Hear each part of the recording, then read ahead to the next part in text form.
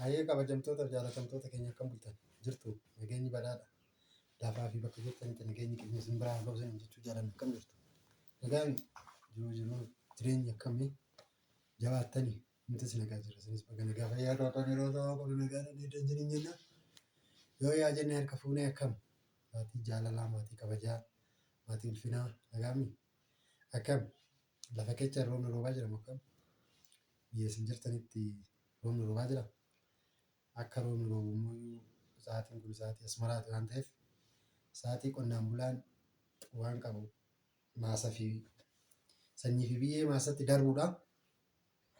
Kan immoo asmaraa amma ga'e naannoo kanneen akka dinnichaa akka shunkurtii maal kanneen immoo kan jalaa ba'uudha. Maaliif roobni saniitti deemaa irra waan ta'eef isa kana akka maalirra jirtanii isiniin jedhaa itti aansuudhaan kaasumarra maal qabattee dhuftee maaliif dhuftee jechuun keessan hin oolu. Fuula kiyya irratti ibsuun hin danda'ama. Kanaaf fedha aarii keessan jira jechuudha. Maaliif waan xiqqoo wayii bilbila keessatti argitan sababa saniif gara miidiyaa kanaa dhufe maaliif dhuftee yoo jettanii akka carraa ta'ee viidiyoo wayii bilbila koo keessatti ilaalee tanan arge. Innis maalidhaa balaxuun waa wayii oduu naan mari'atiin waa wayii waan hojjette wayiitu jira. Innis sunis maalidhaa biyya Arabaa kana duras deemtee galtee waraqaa kana bilbila keessattan arge. Maaliif isin ijoolleen baay'een ijoolleen biyya Arabaa deemtanii yoo galtan baay'ee as taa'u kana biyya kana keessa taa'u baay'ee hin jaalattanii odaalumti feesi isinii mijaa'e baay'ee taa'u hin jaalattan. Maaliif achitti yaa teessuma yookaan immoo teessumni isin jiru garuu achittis hojiin hin ulfaata akka infoormeeshina dhageenyutti garuu immoo isin baay'ee ruuzii santu isinitti mi'aanatti fakkaata yoo asitti hojjetame isinitti mi'ooftu natti fakkaata. Yaa jechuun numa jira garuu numa nyaatamaa ana garuu hin jaaladhu dhugaa waaqayyoo ruuzii namni bu'uuf kanaan das nan jettu harkaa ittiin dhoofti yoo afaan godhachuu sedhe. Kanaaf waraqaa kana xumurattee ala deemuudhaaf arge. Kun immoo haati warraa ajaja abbaa warraatiin ala haati warraa deemuun sirrii miti. Kanaaf ijoolleen immoo akka carraa taatanii isheedhaan biyya keessas jiraattanii biyya alaattis jiraattanii haala ammachaachatanii fi isiniin komadheen jira jechuudha. Maaliif isheen mijoota akkatu haala ammachaacheef maal waan jedhu wayitan dhagaa jira. Isheen sun hiriyaa ishee kan duraaniti maqaa ishees beekuu hin dandeenye. Kanaaf amma baay'ee aareetan jira jechuudha. Tokkoffaa daa'imni kun an hojiin deema. Daa'ima kana eenyu guddisaa maatii biratti baadiyyaatti hoo gale daa'imni hin beektu daa'imni abbaa fi haati bira hin jirre baay'ee rakkisaadha. Akkamitti guddataa maal nyaatee guddataa maal dhugee guddataa waan jedhamu sammuu kee keessatti sitti dhagahama. Kanaaf wantoota akkasii kanaaf baay'ee aaree guyyaa kaleessa tarraan jammare aarii kana ergan arge waraqata kana ergan argeen aaree dallaala waan kana hojjetes immoo akkamitti akka walqunnamtichaa hin beeku malee bilbila isaas nan dhabe. Maaliif eenyu akka ta'es hin beeku bilbila isaa argadhee bilbila dallaala kan jedhu barreeffamee jiru waan ta'eef baay'ee rakkisaadha jechuu barbaadetananii. Kanaaf mee isin immoo warroonni banuu beektan gara keessattiinis haa ta'u gara miidiyaa kanaattiinis haa ta'u gara yuutuubii keenya kanaattiinis haa ta'u maaf akkas gootee maaf daa'ima gattee deemtee maaltu sitti hir'atee waan dhugdumoo waan nyaattu maaltu sitti hir'atee jedhaatii naa gaafadhaa isin jechuu jaaladha. Akkasuma immoo warroonni biyya keessa jirtan daayirektiis bilbiltanii yookaan anaafis yookaan ishiidhaafis bilbiltanii waan wayii gaafachuun keessan hin oolu. Kanaaf viidiyoo keenya kanallee immoo ilaaltanii dhiisuu hin taane sheer kompiliit duwit nu gochuu sabiskiraabii gochuu hin dagatinaa isin jenna. Maaliif dhugaa baay'ee galatoomaa isin jedha. Viidiyoon keenya kun baay'ee guddachaa jira. Baay'ee guddachaa jira jechuudha.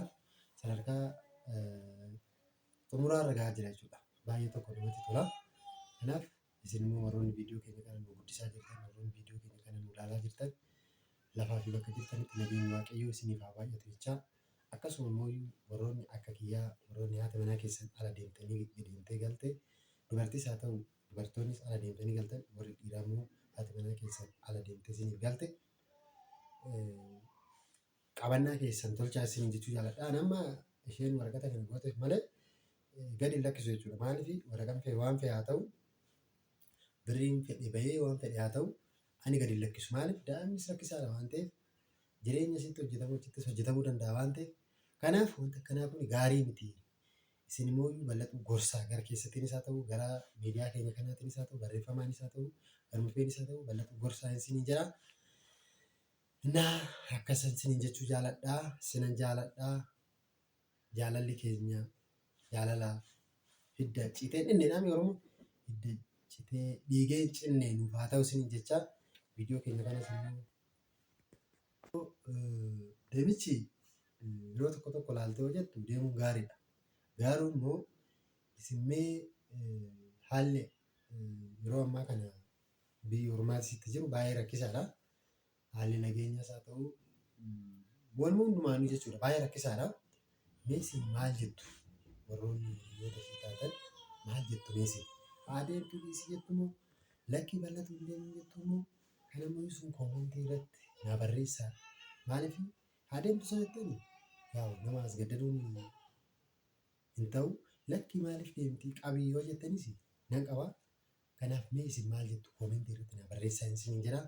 Kanaaf isinan jaaladha maatii jaalalaa maatii. Naa akkasa isiniin jira. Maaliif seetan waan baay'ee ulfaataadha. Maaliif amma sarrateenyaas alaa isin qaxaroo jiran baay'ee ulfaata. Maaliif namni yeroo ammaa kana baay'ee rakkisaa ta'aa jira. Mana namaa akka seenutti rakkoo hin qabu. Mana namaa gaaf seenu immoo waan baay'ee balleessuu danda'a jechuudha. Tokkoffaa daa'ima kanaafis rakkoodha. Nyaata haalaan kennuufii baachuu dandeessi. Miidhaa adda addaa irratti gaggeessuu dandeessi jechuudha. Kanaaf jireenyi biyya keessattis haa ta'u bara baranaa kanatti immoo haalli jireenyaa baay'ee ulfaataa ta'us namni jireenyi natti ulfaate yookaan immoo jireenyi kabbadeedhanii daa'ima ofiis gatanii mana ofii gatanii deemuun gaarii miti. Maaliif daa'ima ofii qabatanii kama qaban irratti hojjetachaa waaqayyo ofii kadhatu. Maaliif rabbii kadhachaa jechuudha hin jira. Kama qaban hojjechaa kama qaban irratti hojii hojjetachaa san immoo rabbitti kadhachaa daa'ima ofii guddifachuun baay'ee bareedaadha jechuudha. Maaliif odoo daa'imni naannoo waggaa lamaa minamina ta'e rakkoo hin qabu ture. Daa'imni kana waggaa guunne ji'a 10 akkas naannoo kana keessa jira. Amma daa'ima xinnaa kana gatee nan deema hoo jettee baay'ee ulfaata jechuudha. Baay'ee natti dhagaame. Kanaaf isin immoo maal jettu mee warri koomentii irratti barreessitanii lakki bal'atu hin deeminii lakki shoo baga deemtee jiruun Itoophiyaa waan akkanaa xanuu Itoophiyaa galee tanan kun deebi'ee warroonni jettanii soo jiraattan koomentii jalatti nu barreessaayii. Erga barreessitaniin booda immoo yaada keessananis ilaalee viidiyoo biraatiin walitti deebina. Viidiyoon keessan lakki bal'atu jette kun sirriidha. Deemuu qabdi yoo jettani weelkaam rakkoo hin qabu. Waan isin jettanii hin dinnu jechuudha. Lakki ani immoo gadi lakkisu jedheen jala murteessaa jira waan ta'eef maaliif amma immoo isin lakki haa deemtu jettanis ishiin iddoo mooraalii argatti waan ta'eef isin immoo lakki akka jettanan abdii qaba. Ishii akka hin jenne isiniin jechuu barbaadee tananii kanaaf ishiin akka carraa taate amma lafa ciiftu hin kaane. Kanaafan viidiyoo kana hojjechuu fedhe fuula koo irratti ibsuu danda'a jechuudha. Gochi kuni aariidhaan jira waan ta'eef kanaaf baay'ee gammachuu miti. Kanaaf isin immoo viidiyoo kee kana ilaaltanii dhiisuu danda'an yaada baay'eetti kennuu dandeessan jechuudha. Warroonni fakkeenyaaf jiran amma fakkeenyaaf ijoolleen deemanii daanii ji'a 3 ji'a 4 naannoo ji'a 5 minaaminatti deemaa jiran jiru. Garuu gocha akkanaa kun gaarii miti. Daa'ima ofii san ji'a 9 garaatti baattee gaafa addeechuu san ciniinsuudhaan galtee daa'ima kana sadarkaa xinnoo ishee ol guddisuu bira gahu odoo hin gahin daa'imni sun carraa inni fidatee dhufu hin beekamu. Carraan daa'ima kanaa hin beekamu. Waa wayii fidatee dhufa daa'imni kun carraan isaa hin beekamu waan ta'eef carraa daa'ima kanaatti illee cufuu dandeechi jechuudha haati tun. Maaliif abbaa fi haati gargar yoo deemanii daa'imni kun yookaan nama biratti galuu danda'a. Gaafa nama biratti gale daa'imni kun aga guddachuu qabu sana guddachuu qaba. Kanaaf waaqayyo immoo fayyaa godhee daa'ima kee eegasii uume atis fayyaa taatee eega jiraatte hojjettee argatta waan ta'eef kanaaf ani viidiyoo illee baay'ee isinitti hin dheerechuu. Viidiyoo kee kana ilaaltanii sheer koppiliitti duuti akka gootan sinirraa abdiin qaba. Fayyaa ta'aa nagaan naa oolaa isinan jaalladha.